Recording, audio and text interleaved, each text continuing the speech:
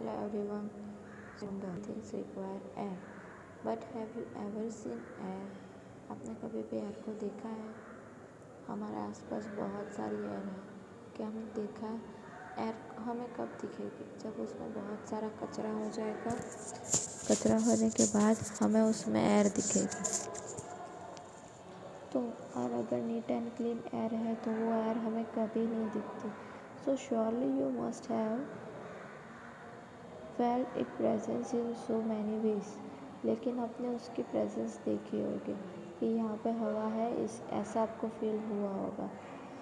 So you notice it when the leaves of trees Russell and clothes hanging on a cloth line स्वे। तो आपने देखा होगा कि जो ट्रीज़ के जो लीव्स हैं वो इधर उधर रसल होते हैं, फिर कपड़े जो होते हैं हमारे जो स्ट्रिंग होती है उसके ऊपर इधर उधर होते हैं। तो वहाँ पे आपने हवा को महसूस किया होगा।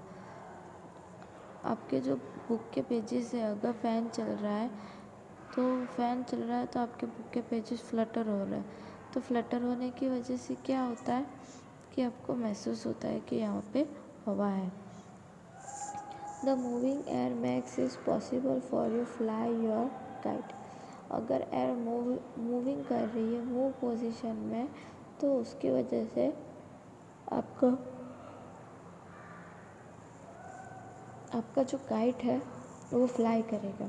तो क्या आपको चैप्टर नंबर 5 की एक्टिविटी 3 याद है, जहाँ पे आप सैंड और सो डस्ट को विनोविंग की मदद से आपने सेपरेट किया था। तो विनोविंग जो है वो मोर इफ़ेक्टिव मेथड है, जहाँ पे विनोविंग में क्या यूज़ होता है, एयर यूज़ होती है। तो you may have notice that during storms the wind blows at a very high speed. It may even uproot trees and blow off rooftops.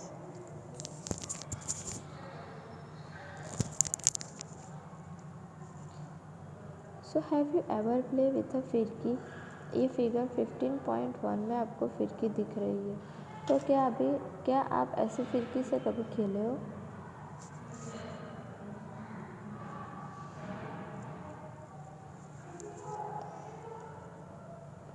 फिरकी कैसे है, मतलब डिफरेंट टाइप ऑफ फिरकी। अगर हवा आ रही है तो फिरकी चलेगी, अगर हवा नहीं आ रही है तो फिरकी नहीं चलेगी। तो एक्टिविटी 1 हमें यहाँ पे दिया है। तो लेट अस मेक अ फिरकी of our own following the instruction shown in figure 15.2. Hold the stick of the firki and place it different direction in an open area.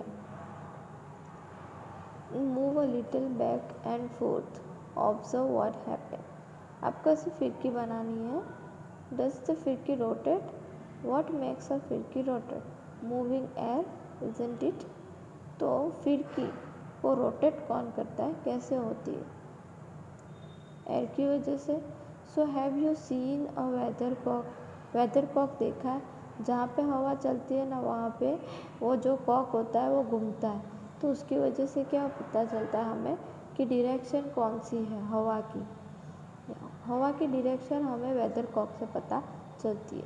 तो आर्टिकल 15.1 दिया है, is air present everywhere around us? क्या air हमारे आसपास हर जगह पे present है? तो क्या करना है, close your fist. What do you have in it? Nothing. Try the following activity to find out. अभी एक एक्टिविटी दिया है, एक एम्प्टी बॉटल लेना है।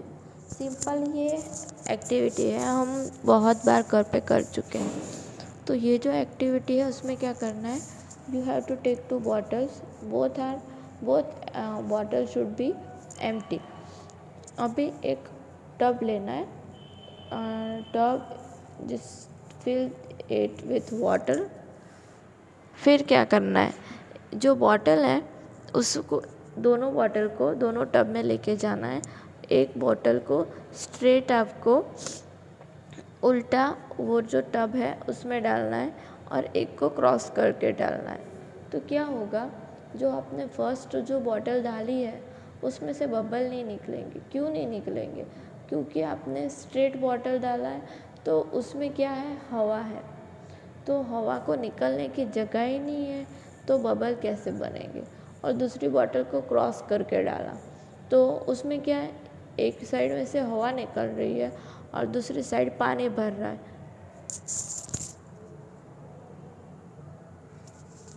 तो उसकी वजह से क्या हो रहा है, बबल बन रहा है। Wait a minute. तो एक्टिविटी 2 के ऊपर से हम ये डिसाइड कर सकते हैं कि हवा भी अपनी जगह लेता है। ये आपको एक्टिविटी में दिखेगा। Now dip and open mouth of the bottle into bucket fill with water shown figure 15.4। अभी ऑब्जर्व करना है बॉटल को। Does water enter the bottle? Now tilt the water slightly. Does water now enter the bottle? Yes. Do you see bubble coming out of the water? Yes.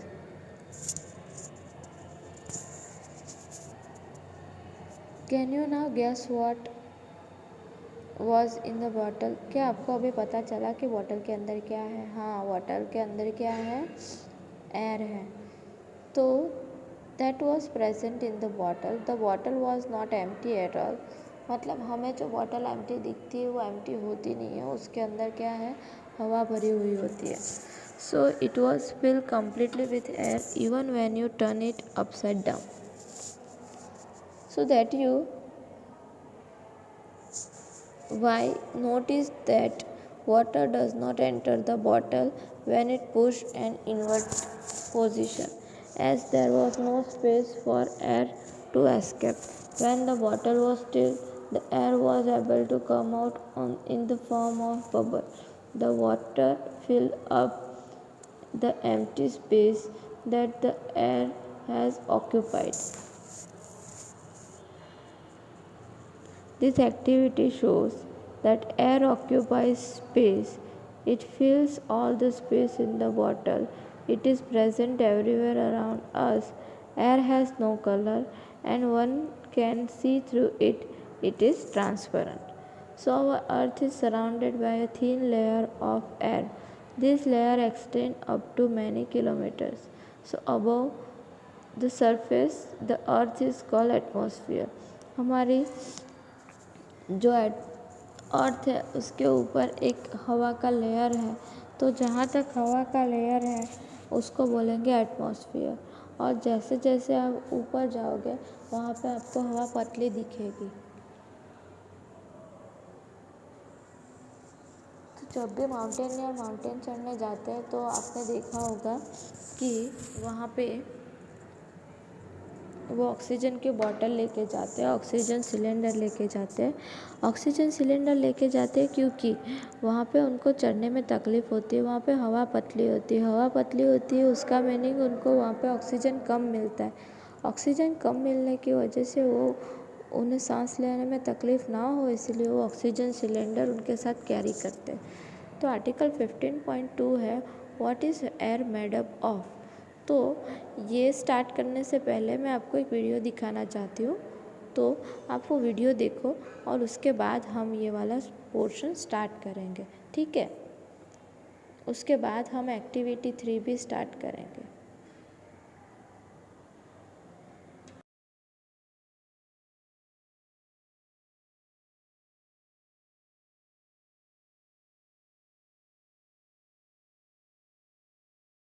Introduction. Your school is over. It is raining heavily. You open your umbrella and start walking towards your home. Suddenly, a powerful gust of wind blows your umbrella away. You are completely drenched. You return home wondering about the power of wind. In this lesson, we will discuss air in detail. Objectives. At the end of this lesson, you'll be able to list the properties of air, understand the composition of air, understand the importance of its components, list the factors causing air pollution, understand the power of wind. We all know that there is air around us. Look around. Can you see the air? No, that is because air is transparent and colorless. Take a paper bag, blow air into it and seal its mouth. Does the bag appear bloated? Now make a hole in the bag. What happens? The bag shrinks in size and finally becomes flat. This is because the air that was inside the bag has escaped through the hole.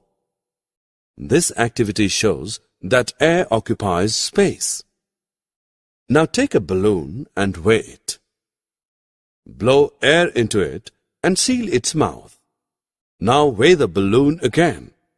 Is there a difference in the two weights?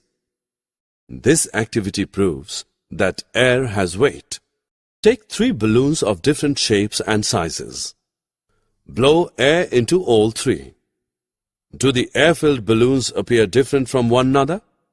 That is because originally they had different shapes and sizes. Air has no definite shape or size. It occupies the shape of its container. Go to a park nearby. Start running in a straight line. Put a handkerchief against your body and continue to run. Does the handkerchief fall? No, it doesn't.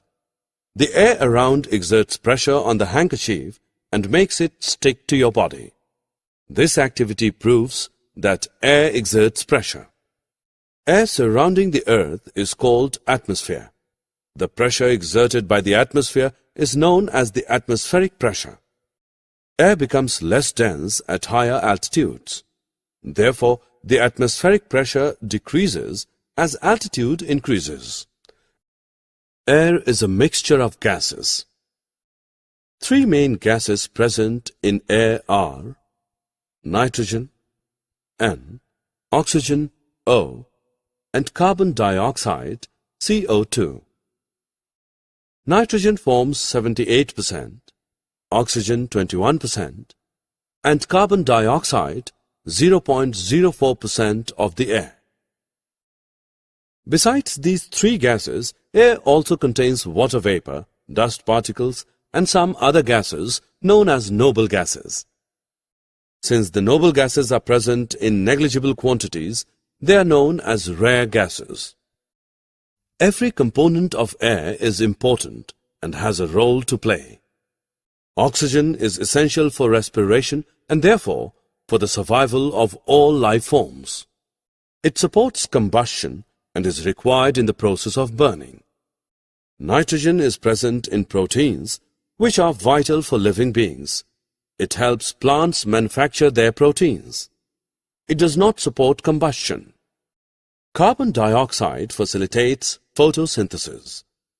It prevents grains from being destroyed by insects.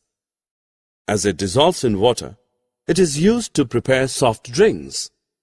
Fire extinguishers contain carbon dioxide. Water vapor plays an important role in the water cycle. It helps maintain the temperature on Earth by trapping infrared radiation of the sun. Let's check what you have learned. Match the following.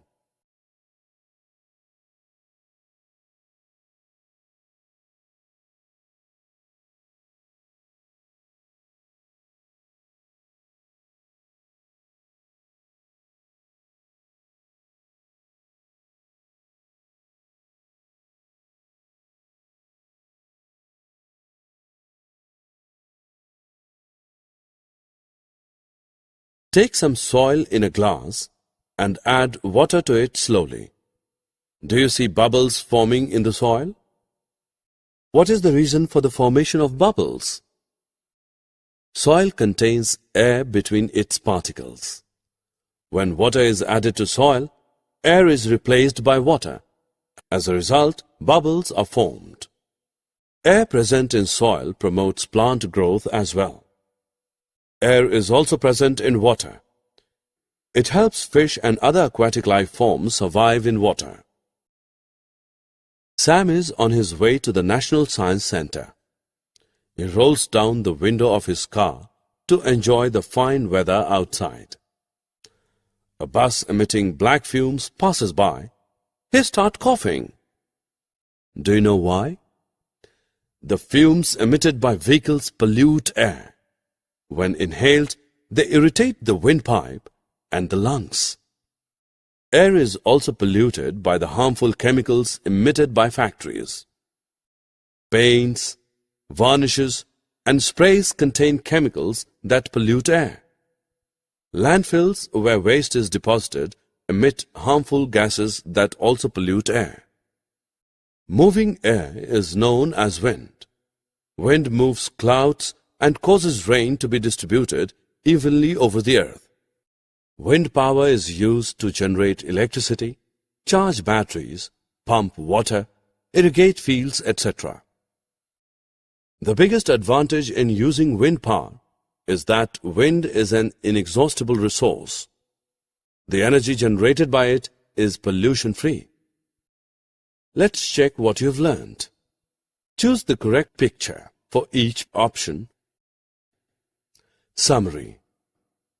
Let us summarize what we have learned. Air has weight, exerts pressure, and occupies space. Air has no fixed shape or size. Air is a mixture of various gases. Air contains nitrogen, oxygen, carbon dioxide, some other gases, water vapor, and dust particles. Every component of air has an important role to play. Air is polluted by toxins emitted by factories, vehicles, landfills, paints, varnishes, and sprays. Wind power is used to generate electricity, charge batteries, pump water, irrigate fields, etc. Wind energy is pollution-free. So as you have seen in the video, what is air made of? So let's see in the detail and theoretical part of this video. So until the 18th century, people thought that air was just one substance.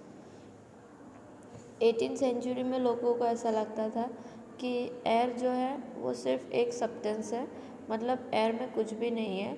लेकिन बाद में experiment हुए तो उसमें से prove हुआ कि ऐसा नहीं है। एयर क्या है? जो बहुत सारे गैसेस का मिक्सचर है।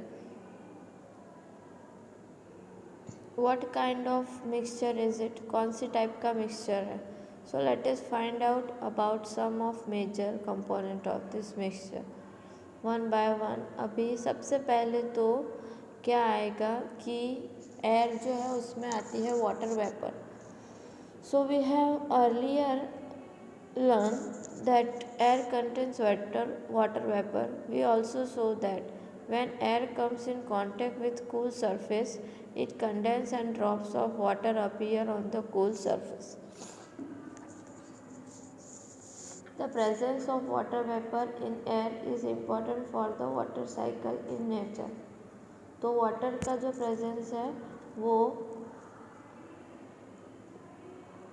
वाटर साइकिल के लिए बहुत ज़्यादा ज़रूरी है. बाद में आता है ऑक्सीजन. तो in the presence of your teacher आपको क्या करना है, 2 स्मॉल कैंडल्स लेनी है सेम लेंथ की. एक के ऊपर ग्लास का टम्बलर रखना है.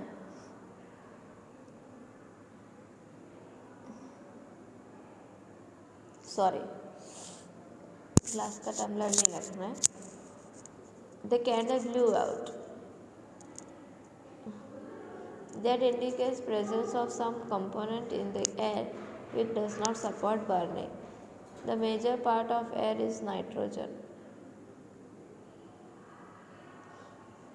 तो अभी बर्निंग को कोई सपोर्ट नहीं, एक जो ऐसा है वो बर्निंग को सपोर्ट नहीं कर रहा है. सॉरी मैंने कहाँ बोल दिया. हाँ, तो दोनों को जलाना है. दोनों के ऊपर एक ग्लास टम्बलर रखना है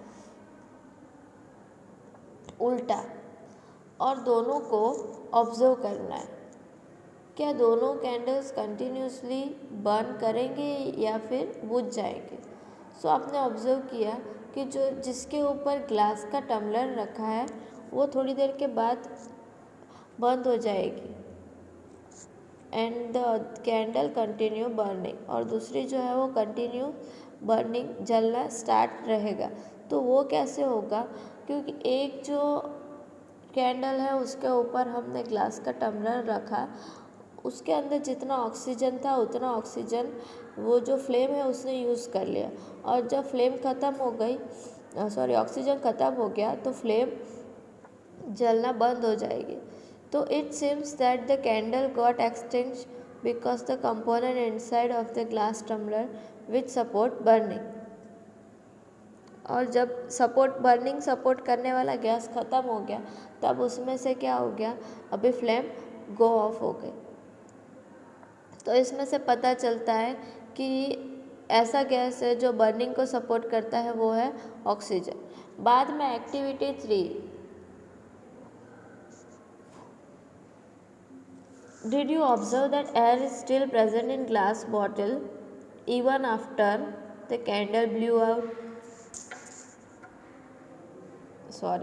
क्या है इधर, आपने ऑब्जर्व किया कि जब जो कैंडल थी वो अभी जलना बंद हो गई है, तो अभी भी उसके अंदर हवा है, तो वो हवा मतलब क्या, नाइट्रोजन है, ऐसा गैस अंदर जो बर्निंग को सपोर्ट नहीं करता, जिसको बोलते हैं नाइट्रोजन। बाद में आता है carbon dioxide.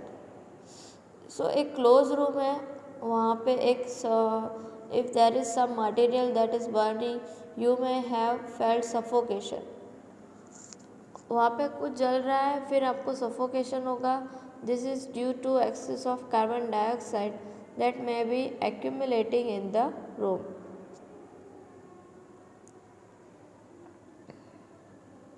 As the burning continues, carbon dioxide makes up a small component of the air around us. Plants and animals consume oxygen for respiration and produce carbon dioxide. Plant and animal matter also consume oxygen on burning and produce mainly carbon dioxide and a few other gases. It is advisable not to burn dry leaves and discarded remains of the crop which pollute our surrounding. Dust and smoke. The burning of a fuel also produce smoke. तो अगर हम fuel को जलाएंगे तो उसमें से smoke निकलेगा, और जो स्मोक होता है उसमें बहुत सारे थोड़े गैसेस होते हैं, थोड़े डस्ट पार्टिकल होते हैं जो हमारे लिए हार्मफुल होते हैं। आपने देखा होगा कि जो बड़ी बड़ी फैक्ट्रीज़ की चिमनीज़ होती है वो सिटी से दूर होती है, क्योंकि अगर वो गैसेस हम रेस्पिरेशन में, ब्रीदिंग में लेंगे तो उसकी वजह से क्या होगा, उसकी वजह से हमें वो जो गैसेस है वो हमारे लिए हार्मफुल है। Dust particle are always present in air. हाँ, ये तो सबको पता है डस्ट पार्टिकल, क्योंकि जब भी आप जो सनलाइट आती है, सनलाइट में हवा भी होती है, हवा में आपको पार्टिकल्स दिखते हैं, तो डस्ट पार्टिकल तो हमेशा हवा में होते ही है। बाद में find a sunny room in activity 4 is there, find a sunny room in your school or home, close all the doors and windows with a curtain, pull down to make the room dark. अभी जो curtains है वो सारी डाल देनी है, फिर हमें पूरा रूम एक डार्क बना देना है। मैंने आपको अभी बोला सिर्फ एक डोर है, window facing the sun, just a little, थोड़ा सा सनलाइट आने देना है, और फिर एक स्लिट में से उसको आने देना है। फिर आपको देखना है कि look carefully at the incoming beam of sunlight, जो सनलाइट आ रहा है उसको केयरफुली देखना है। तो do you see some tiny shining particle moving in the beam of sunlight? आपको सनलाइट में टाइनी पार्टिकल्स दिख रहे हैं। What are this particle? ये पार्टिकल्स क्या है? During winter you might have observe similar beam of sunlight filter through the trees in which dust particle appear to dance merrily around. हाँ, मतलब ऐसे स्प्रे जैसे करते हैं ना, वैसे आपने देखे होंगे। So this shows that air also contains dust particle. तो हमें इससे पता चलता है कि एयर जो है वो डस्ट पार्टिकल कंटेन करती है. तो the presence of dust particle in air varies from time to time and from place to place. तो डस्ट पार्टिकल है वो एयर टाइम टू टाइम इधर से उधर लेके जाती है और उसकी जगह बदलती रहती है. So we inhale air when we breathe through our nostril. Fine. Hair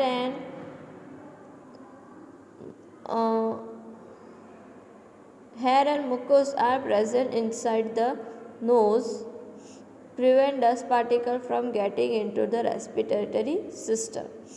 तो हमारे जो नोज के हेयर होते हैं